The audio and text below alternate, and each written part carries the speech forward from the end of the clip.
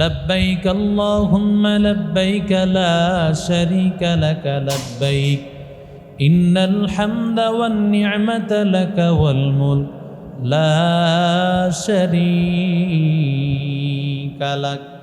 কারণ রাসূল বলেছেন মা ইউলাব্বি, যেই বান্দা তালবিয়া পড়বে, ইউলাব্বি আন ইয়ামিনিহি ওয়া আন শিমালিহি শাজারুন মাদারুন আও হাদারুন, রাসূল বলেন ডানে বামে সামনে পিছনে গাছপালা তরু লতা পাথর সব কিছু আপনার তালবিয়ার সাথে তারাও তালবিয়া পড়তে থাকে।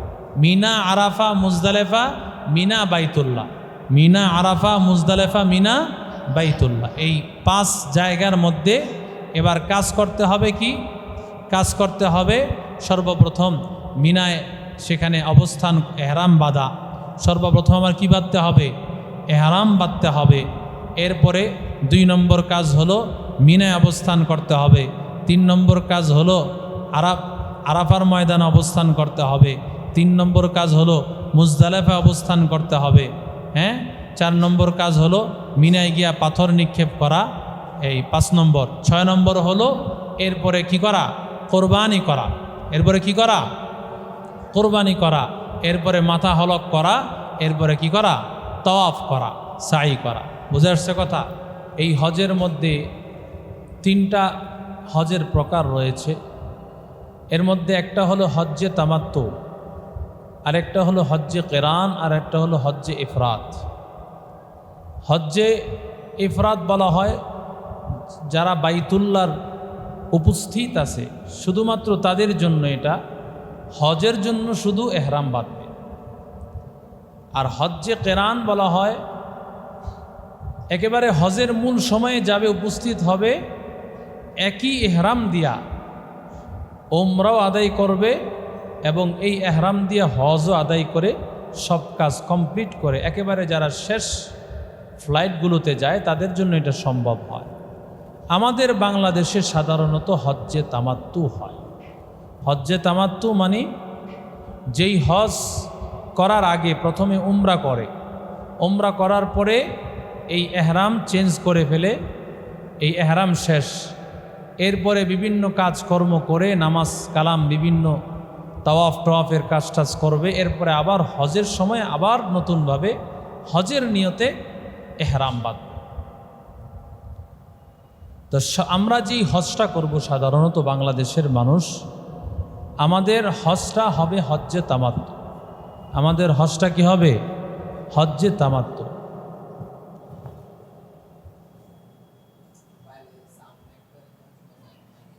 দেখো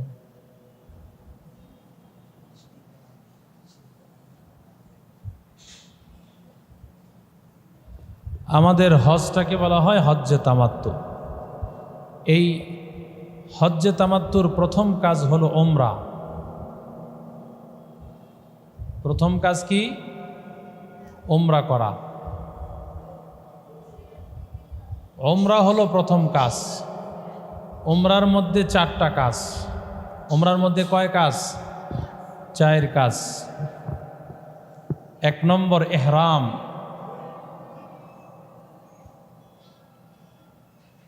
2 নম্বর তাওয়াফ,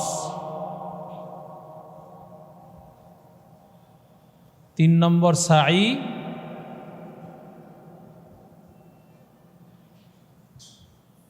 4 নম্বর হলক।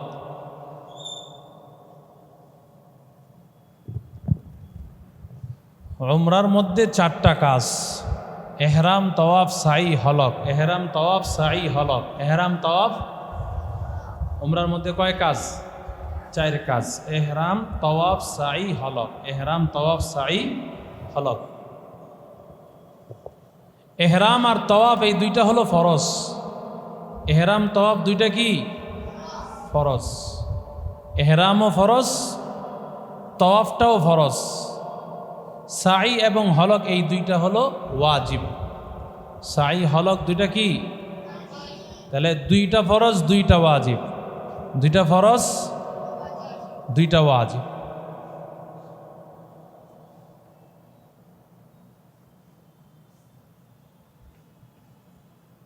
তাহলে উমরার মধ্যে 4টা কাজ আমরা পেলাম। এহরাম তওয়াফ সাই হলক। এহরাম তওয়াফ হলো ফরজ, আর সাই এবং হলক হলো ওয়াজিব। এই চার কাজের মাধ্যমে সাধারণত ওমরাটা পরিপূর্ণ হয়। ওমরাটা কি হয়? চার কাজের মাধ্যমে পূর্ণাঙ্গ হয়। তো সর্বপ্রথম কাজ হলো এহরাম। সর্বপ্রথম কাজ কি? এহরাম। এহরামটা পরিধান করার জন্য দুইটা কাপড় লাগে। কয়টা কাপড় লাগে? দুইটা কাপড়। একটা কাপড় লুঙ্গি হিসাবে ব্যবহার হয়, আর একটা কাপড় শরীরের চাদর হিসাবে ব্যবহার হয়। দুইটা কাপড় ব্যবহার হয়। এই দুইটা কাপড় পরিধান করার আগে সম্ভব হলে গোসল করা, না হয় অজু করা। অজু করতে হবে। বুঝে আসছে কথা? এহরাম বাঁধার আগে সর্বপ্রথম কি করবে? সম্ভব হলে গোসল, না হয় অজু। এই কাজ করে সর্বপ্রথম এহরাম বাঁধবে। এহরাম বাঁধার পর 2 রাকাত নামাজ পড়বে। এহরাম বাঁধার পর কি করবে? 2 রাকাত নামাজ পড়বে। এরপরে কি করবে? নিয়ত করবে। এরপরে কি করবে?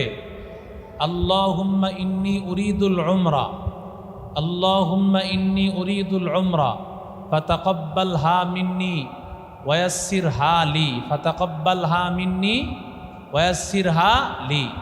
আল্লাহ, আমি উমরার নিয়ত করলাম, উমরাকে কবুল করেন, উমরাকে সহজ করেন। উমরাকে কবুল করেন, উমরাকে কি করেন? সহজ করেন। তাহলে উমরার মধ্যে, এহরামের মধ্যে সর্বপ্রথম অজু বা গোসল করে এহরামের কাপড় পরিধান করা। এহরামের কাপড় পরিধান করার পর 2 রাকাত নামাজ পড়া। নামাজ পড়ার পরে এরপরে কি করা? নিয়ত করা। এই নিয়ত করার পরে তালবিয়া পড়া। নিয়ত করার পরে কি করা? লাব্বাইক আল্লাহুম্মা লাব্বাইক, লাব্বাইক লা শারীকা লাকা লাব্বাইক, ইন্নাল হামদা ওয়ান নি'মাতা লাকা ওয়াল মুলক লা শারীকা লাক। ইহরামের মধ্যে 5টা কাজ। ইহরামে কয় কাজ? 5টা কাজ। ইহরামের 5 কাজ। প্রথম কাজ হলো অজু বা গোসল করা। অজু বা গোসল, অজু বা গোসল করা।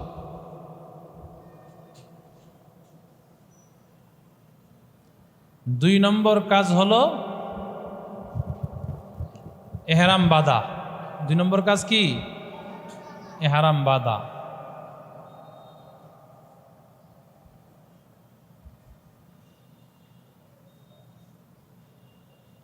3 নম্বর কাজ হলো নিয়ত। 3 নম্বর কাজ হলো কি করা? নামাজ পড়া। 3 নম্বর কাজ নামাজ পড়া। 4 নম্বর কাজ নিয়ত। 4 নম্বর কাজ নিয়ত। আর 5 নম্বর কাজ হলো তালবিয়া। 5 নম্বর কাজ কি? তালবিয়া।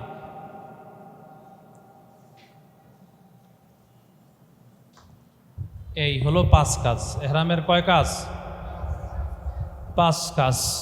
এহরামের মধ্যে 5টা কাজ। প্রথমে অজু বা গোসল করবে, সম্ভব হলে গোসল, না হয় অজু। 2 নম্বর কাজ হলো এহরাম বাঁধা।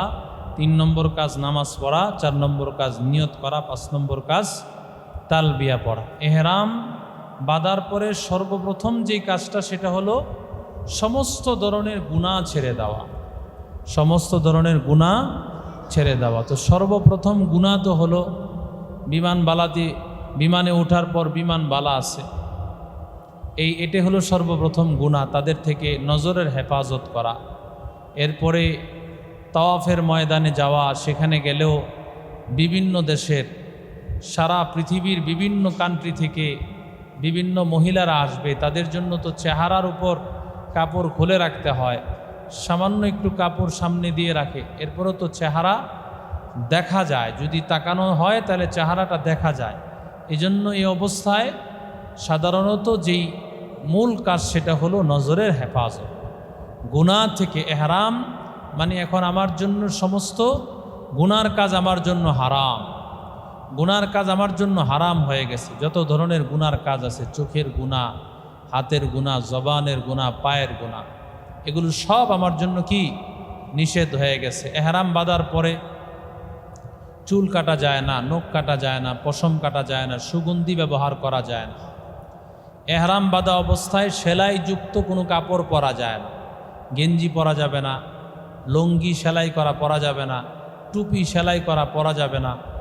জুতা পরতে হবে যেই জুতার মধ্যে উপরের জায়গাটা খোলা, ফিতা আছে।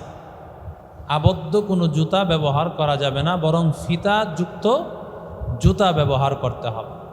ফিতাওয়ালা জুতা কি করতে হবে? ব্যবহার করতে হবে। এটা হলো এহরাম অবস্থায় এই কাজগুলো করতে হয়। এহরাম অবস্থায় সেলাইযুক্ত কোনো কাপড় ব্যবহার করা যাবে না, সুগন্ধি ব্যবহার করা যাবে না, চুল, দাড়ি, মুছ, পশম এগুলো কিছুই কাটা যাবে না। আর গুনার কাজ তো আছে, এগুলো তো করা যাবেই না।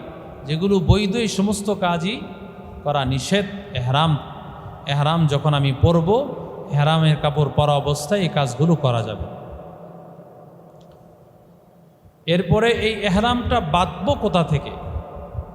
এহরামটা বাঁধবো আমি কোন জায়গায়? এহরাম বাঁধার স্থান এখান থেকে আমি যখন রওনা করব, তো রওনা করার সময় ইচ্ছা করলে বাড়ি থেকেই আমি এহরামটা বেঁধে ফেলতে পারি। ঘর থেকে যখন বের হচ্ছি তখনই আমি এই এহরাম বেঁধে ফেলবো। ওযু গোসল করে এহরাম বেঁধে নামাজ পড়ে নিয়ত করে তালবিয়া পরে ঘর থেকে বের হয়ে যাব। কমপক্ষে এহরামের 2টা কাপড় নেওয়া, 2 সেট কাপড়। 2টা কাপড় বলতে 2 সেট কাপড় নেওয়া। কয় সেট কাপড় নেওয়া? 2 সেট কাপড় নেওয়া। এবং জুতাও কমপক্ষে 2 জোড়া জুতা নিয়ে নেওয়া। তো এহরামের সময় 2 সেট কাপড় নিয়ে নেওয়া। তো এহরামটা বাঁধবো আমি ঘর থেকে অথবা এয়ারপোর্টে গিয়ে। ঘর থেকে অথবা কোথায়? এয়ারপোর্টে। কারণ বাংলাদেশের সীমানা অতিক্রম করে জেদ্দায় যাওয়ার আগেই আমাদের মিকাত পড়ে যায়। তো এই মাঝখানের সময়টা আপনি বিমানের মধ্যে আপনার জন্য এহরাম বাঁধাটা সম্ভব হবে না। বিমানের মধ্যে আওয়াজ দেওয়া হয় যে আমরা একটু পরেই মিকাত অতিক্রম করব। তো ওই মিকাত যে অতিক্রম করবে, তা আপনারা হাজী সাহেবগণ সবাই এহরামের কাপড় পরে নেন, এটা বলে দেয়। তো এর আগেই তো সবাই পরে নেয়, যেহেতু এয়ারপোর্ট থেকেই পরে নেয়। এয়ারপোর্ট থেকে জেদ্দা, বাংলাদেশ এয়ারপোর্ট থেকে সৌদি আরবের জেদ্দা, এর মাঝামাঝি একটি জায়গার মধ্যেই আমাদের এহরামের সীমানা। এখান থেকেই এহরাম পড়তে হয়। এর আগে পরে ফেললে ভালো, কিন্তু এটার পরে পড়লে আর কাজ হবে না। এটার পরে পড়লে আর কি হবে না? কাজ হবে। আবার আইসা পরে করতে হবে বাংলাদেশ থেকে। বাংলাদেশের সীমানা এটা। তো এটা সর্বপ্রথম আমি এহরামটা পড়লাম। এরপরে এহরামের এই কাজগুলো করে সর্বপ্রথম আমার যেই কাজ,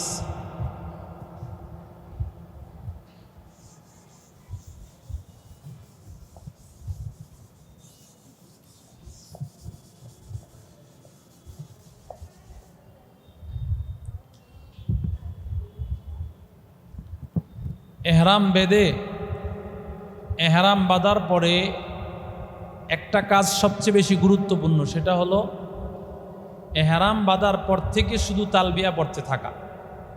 এহরাম বাঁধার পর বাসের মধ্যে উঠেন বা গাড়িতে উঠেন, এয়ারপোর্টে যান, এরপরে বিমানে উঠেন, সব জায়গায় একটা আমল বেশি বেশি করা, লাব্বাইক আল্লাহুম্মা লাব্বাইক, লাব্বাইক লা শারীকা লাক লাব্বাইক, ইন্নাল হামদা ওয়ান নি'মাতা লাকা ওয়াল মুলকা লা শারীকা লাক, লাব্বাইক আল্লাহুম্মা লাব্বাইক লা শারীকা লাকা লাব্বাইক, ইন্নাল হামদা ওয়ান নি'মাতা লাকা ওয়াল মুলক লা শারীকা লাক।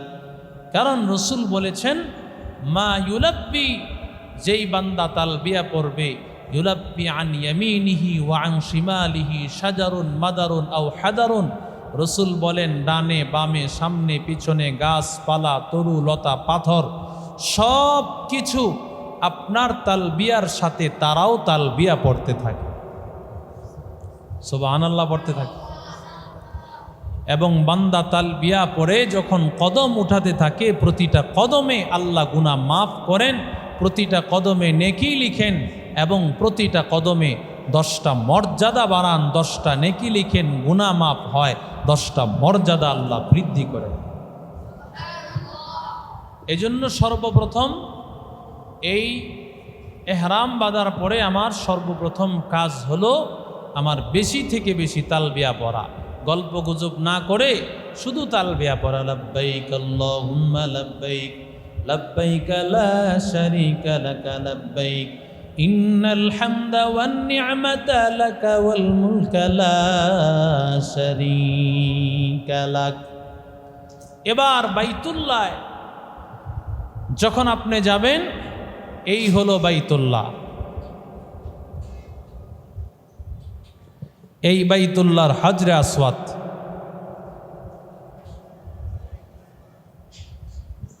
মাকাম ইব্রাহিম।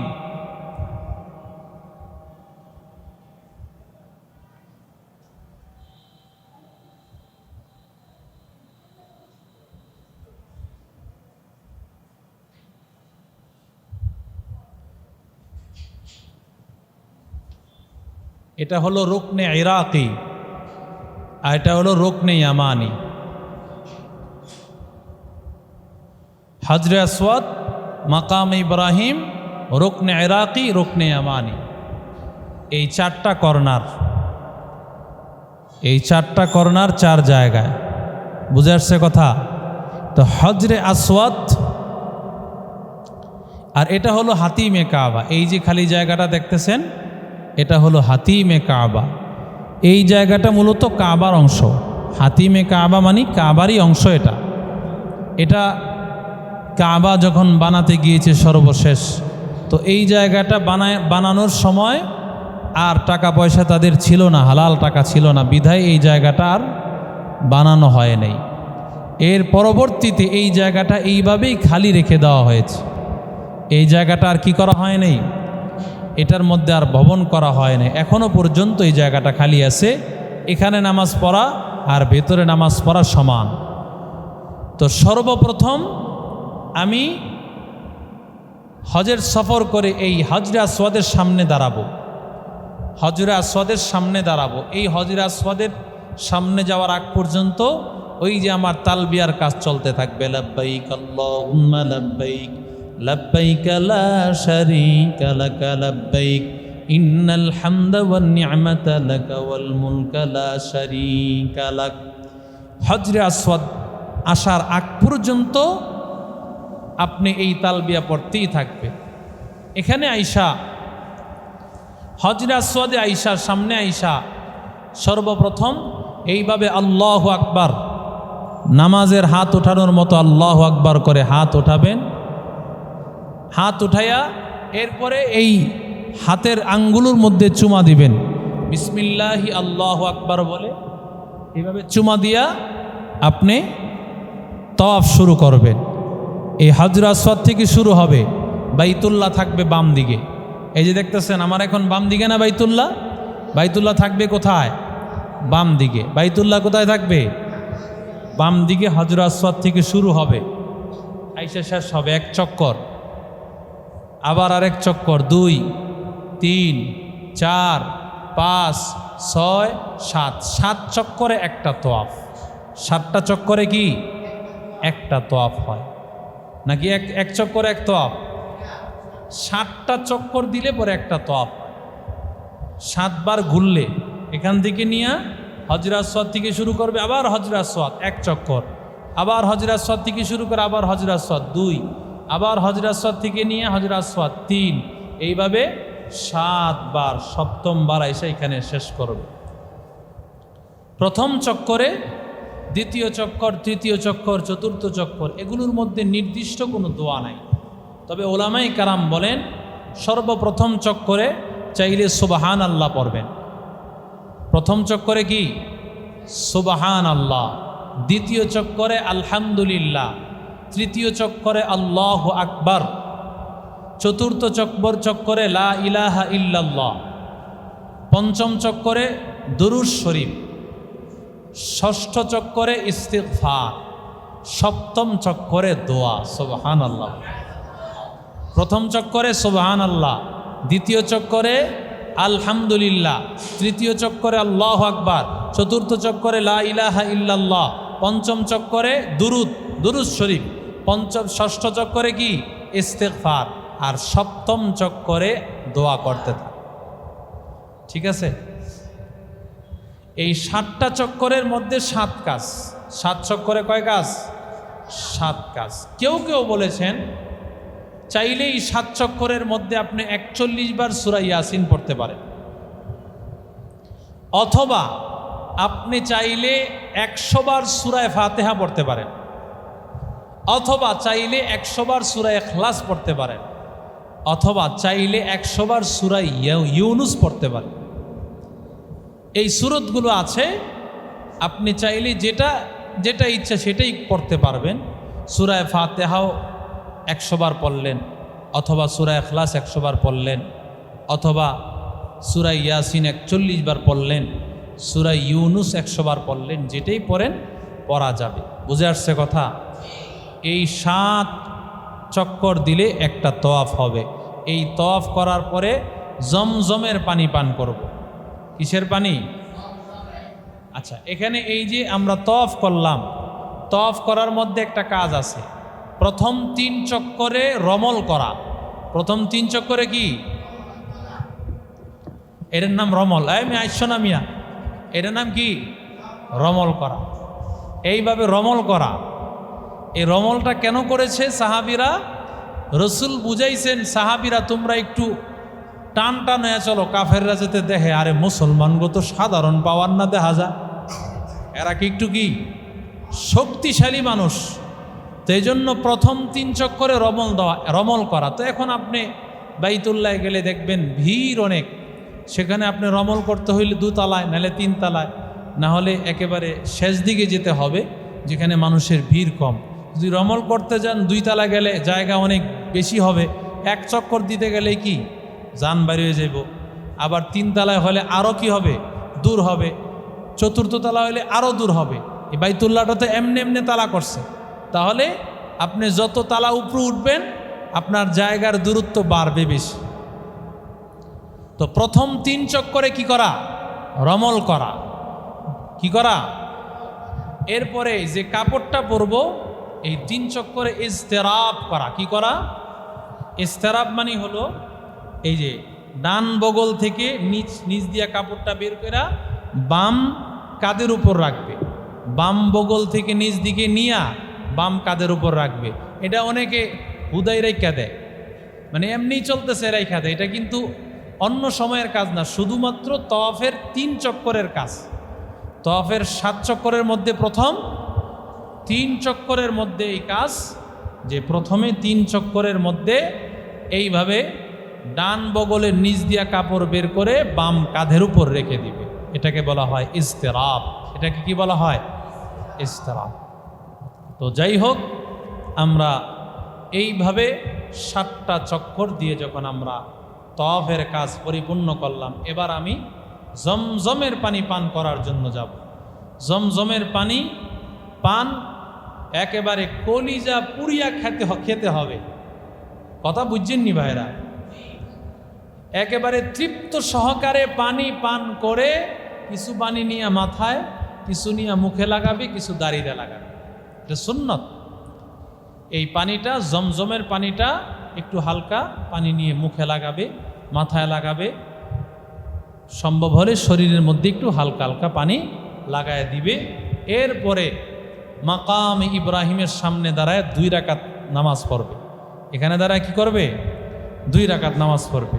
এখানে কাছাকাছি জায়গা না হতে পারে, একটু দূরে গিয়া এটার কাছাকাছি জায়গায় পড়বে। এই বরাবর আপনি জায়গা না পেতে পারেন, মানুষ তো এখানে খুঁটি গেটটা বসে রয়েছে না, এখানে তো বহুত মানুষ বসা, আপনি এখানে চান্স পাবেন না। তো একটু দূরে গিয়ে কাছাকাছি জায়গায় পড়তে পারেন, অথবা আপনি হেরেমের যে কোনো জায়গায় পড়লেও হবে। মাকাম ইব্রাহিমের কাছাকাছি জায়গায় অথবা হেরেম শরীফের যে কোনো জায়গায় পড়লেই হবে। তো এই 2টা কাজ আমার হয়ে গেল। এই 2 কাজের পর এখন আমি যাব সাই করতে। কোথায় যাব? সাই করতে।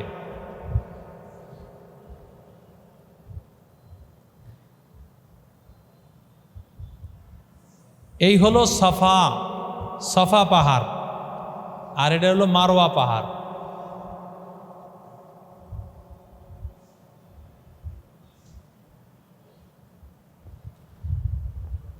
এই সফা পাহাড় থেকে শুরু করবে মারওয়ায় এক চক্কর, মারওয়া থেকে শুরু হবে সাফা এসে শেষ হবে 2, আবার সফা থেকে শুরু হবে মারওয়া শেষ হবে কত 3, আবার মারওয়া থেকে শুরু সাফা এসে শেষ কত 4, আবার সফায় শুরু মারওয়ায় শেষ কত হইল 5, আবার মারওয়ায় শুরু সফায় শেষ কত, আবার সফায় শুরু মারওয়া শেষ কত।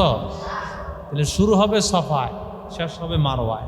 শুরু হবে কি সফা, সফা কি পাহাড়, সফা পাহাড়। সাফা পাহাড় কয় মানুষ বাংলায় সৎকে সা বলে, কিন্তু সফা মারওয়া, সফা মারওয়া। এই পাহাড়ের উপর উঠে বাইতুল্লাহর দিকে তাকাবে, এই পাহাড়ে উঠা বাইতুল্লাহর দিকে তাকাবে। এই হলো বাইতুল্লাহ, এই যে এটাই হলো বাইতুল্লাহ, এখানে সাফা এখানে মারওয়া। তো আপনি এখানে দাঁড়ালে এটা দেখা যাবে না, এই বাইতুল্লাহ দেখা যাবে। এই বাইতুল্লাহর দিকে তাকায় একটা দোয়া করবে, ইন্নাস সাফা ওয়াল মারওয়াতা মিন শাআইরিল্লাহ, ইন্নাস সাফা ওয়াল মারওয়াতা মিন শাআইরিল্লাহ। এই কোরআনের এই আয়াতটা তেলাওয়াত করবে, সফা পাহাড়ের উপর দাঁড়ায়া এই আয়াতটা তেলাওয়াত করে শুরু করবে। এই সফা মারওয়া মাঝামাঝি জায়গায় ওই সুবহানাল্লাহ, আলহামদুলিল্লাহ, আল্লাহু আকবার যেগুলো তাওয়াফের মধ্যে পড়া হয় এগুলো এখানেও পড়া যাবে। বুঝে আসছে কথা? এই 7টা চক্করে আমরা তাওয়াফের মধ্যে যেগুলো পড়ব, সাইর মধ্যে এগুলো পড়ব। আর এখানে ঈশা দৌড় দিতে হবে। বুঝে আসছে কথা? হ্যাঁ, এই যে এইখানে ঈশা সবুজ বাতি থাকবে, সেখানে সবুজ বাতি থাকবে। এই সবুজ বাতির জায়গায় পুরুষেরা দৌড় দিবে, মহিলারা নয়। কে দৌড় দিবে? পুরুষেরা এতটুকু জায়গায় দৌড় দিবে। এই যে মাঝে একটু জায়গা, এই সবুজ বাতি থাকবে, এই জায়গাগুলোতে শুধু দৌড় দিবে, আর বাকি জায়গাগুলো তো স্বাভাবিক হাঁটবে। বুঝে আসছে কথা?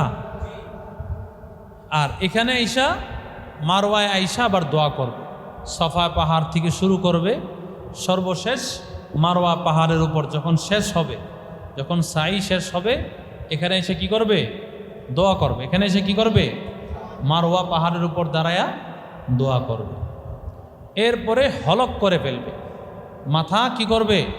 হলক করে ফেলবে। আল্লাহ রসুল বলেছেন, রহিমাল্লাহুল মুহাল্লিকিন, আল্লাহ হলককারীর উপর রহম করুন। মাথা হলক করা যায় অথবা একেবারে ছোট ছোট করা যায়, কিন্তু হলককারীর জন্য রসুল আলাদা করে দোয়া করেছেন যে আল্লাহ হলককারীর উপর কি করুন? রহম করুন, দয়া করুন। আল্লাহ হলককারীর উপর মাথা যে মুন্ডায় ফেলে, তাহলে মাথা মুন্ডানো ভালো না খারাপ? কথা কয় না। মাথা মুন্ডানো ভালো না খারাপ? ভালো জিনিস। এটা বাইতুল্লাহর একটা নিদর্শন। বাইতুল্লাতে হজ করুক বা উমরা করুক, এই বান্দা হলক করার মাধ্যমে পবিত্র হয়ে গেল। তাহলে এই 4 কাজের মাধ্যমে এহরাম করলো, তওয়াফ করলো, সাই করলো আর হলক করলো, এই 4 কাজের মাধ্যমে কি হয়ে গেল? উমরা শেষ। 4 কাজের মাধ্যমে কি শেষ? উমরা শেষ। এবার উমরা শেষ হওয়ার পর যেই বাকি দিনগুলো থাকবে, এই দিনগুলোর মধ্যে সর্বপ্রথম কাজ 5 ওয়াক্ত নামাজ হেরেম শরীফে গিয়ে পড়া। সর্বপ্রথম কাজ কি? 5 ওয়াক্ত নামাজ হেরেম শরীফে গিয়ে পড়া। কারণ হেরেম শরীফের সারা ঘরেও পড়তে পারে, হেরেম শরীফের বাহিরে ছোট ছোট মসজিদ আছে, সেখানেও পড়তে পারে। কিন্তু হেরেম শরীফে পড়লে 1 লক্ষ রাকাত সওয়াব পাওয়া যাবে, কিন্তু সাধারণ মসজিদে পড়লে, বাইতুল্লাহ ছাড়া অন্য কোনো মসজিদে পড়লে তো সেই সওয়াব হবে না, ঘরে পড়লে তো সেই সওয়াব হবে না। তাহলে আমাকে সর্বপ্রথম কাজ, উমরা শেষ হওয়ার পরে সর্বপ্রথম কাজ 5 ওয়াক্ত নামাজ জামাতের সাথে হেরেম শরীফে গিয়ে পড়া। 5 ওয়াক্ত নামাজ জামাতের সাথে হেরেম শরীফে গিয়ে কি করতে হবে? আমার পড়তে হবে। 2 নম্বর কাজ, দৈনিক 7টা তওয়াফ করা, 5টা তওয়াফ করা। দৈনিক কয়টা? 5টা তওয়াফ। 5টা তওয়াফ মানে 5 × 7 = 35, মানে 35 বার চক্কর দিলে 5টা তওয়াফ হইব, ঠিক না? কারণ 7 চক্করে একটা তওয়াফ, 7 চক্করে কি একটা তওয়াফ, 7 চক্করে এই চক্কর